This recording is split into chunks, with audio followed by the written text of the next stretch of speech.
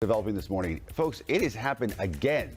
The U.S. military is shooting down another high-flying object. This time it happened Sunday over Lake Huron. It's a Great Lake between Canada and Michigan. Wake Up Show's Bree Jackson now in Washington with what the Pentagon has said so far.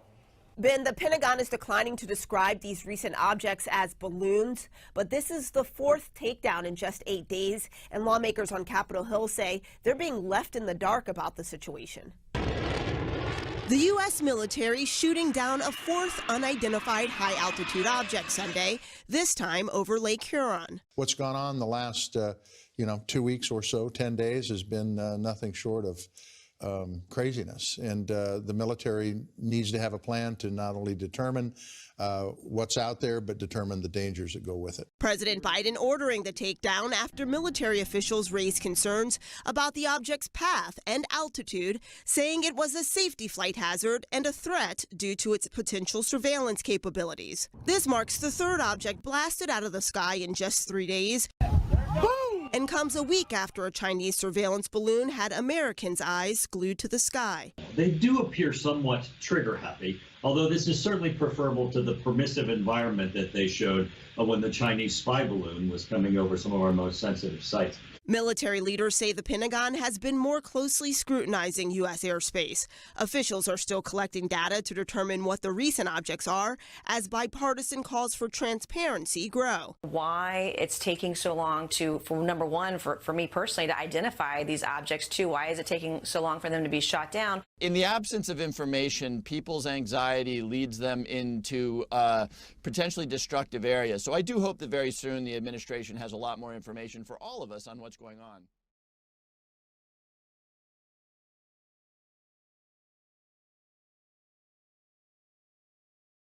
That's correct, Chris. In 2004, I was the Chief Master at Arms on board the USS Princeton, and the technology that we witnessed with the Tic Tac was something that we would not have been able to defend our forces against at the time. Help me understand that. As the uninitiated, what does that mean to us?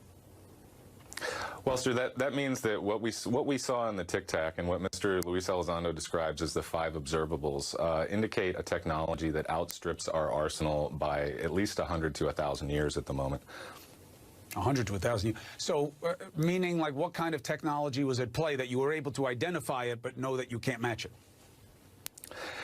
Well, first of all, the aircraft had 0 control surfaces. It had no means of propulsion that we could detect. It moved at hypersonic velocities, and it preceded the pilots to their cap point. So it seemed to have some knowledge of where the pilots were headed ahead of time, and we don't possess those abilities to do that in our arsenal at the moment. So I hesitate to speculate on the source, but I can tell you that I don't believe that this is within our arsenal of any human technology at the moment. So when you say that, it almost guarantees that not just your good looks, but that statement will get this picked up and sent all over the internet, because there'll be a legit military person saying that maybe this is from outer space.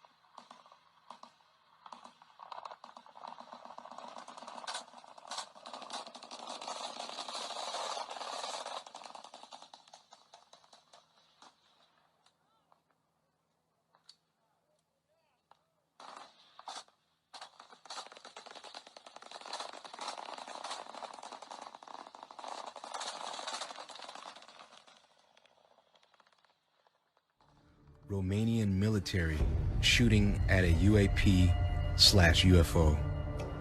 This video I found from Mavi 777. I can't verify that this is actually true, but this is what is labeled. A UFO hovering over a town in Romania all day, even into the night, as they continued to try to shoot this thing down. I'm not sure how successful they were. I don't think they affected it at all. Again, these are not my clips. I just share them with you. Hopefully you enjoy this one. Come again, Unanswered Universe. All right, so right now we're in Afghanistan, and this is a thermal imaging and thermal camera of some UFOs over Afghanistan. Right, check these guys out. So we got 4 objects up in the sky, and what's interesting is when they zoom in on it and you see what these UFOs are actually doing.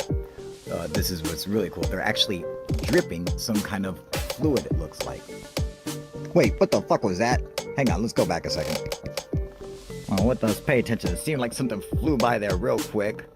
Let's see, maybe it's something that one of these things that came off of the UFO that's dripping shit. Watch this. Slow this down. Look at this. What? Boom! What the fuck was that? Son of a bitch. Well, that was fucking cool, whatever the hell that was, but let's get back into it. So this UFO is dripping something, or some kind of molten liquid metal or something like that. However, now the military is seeing these things floating in the sky, so they call in an A-10 Warthog, who comes in and fires a Sidewinder missile at it. Now watch what happens. This is absolutely amazing. Boom! Sidewinder hits him. Nothing. It doesn't even phase him. Doesn't even phase him. Can you? But what the fuck was that? Holy fucking shit! Did you guys fucking see that? What the fuck was that? The fucking missile hits him and doesn't even fucking phase him. Not the fucking blink. It didn't fucking stop a single fucking drip. Nothing. Oh, fuck, that was cool. They just continued just dripping like it wasn't shit. Like, oh, no, a missile just came and hit us, but you know, we got work to do.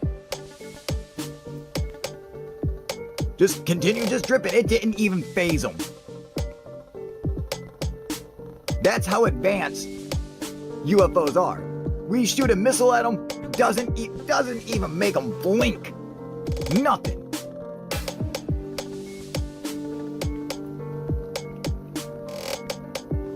Now this is what's cool. If you're paying attention, you notice the UFOs are actually moving. They are moving closer to the ground. So they're sitting there dripping away this liquid and moving closer to the ground.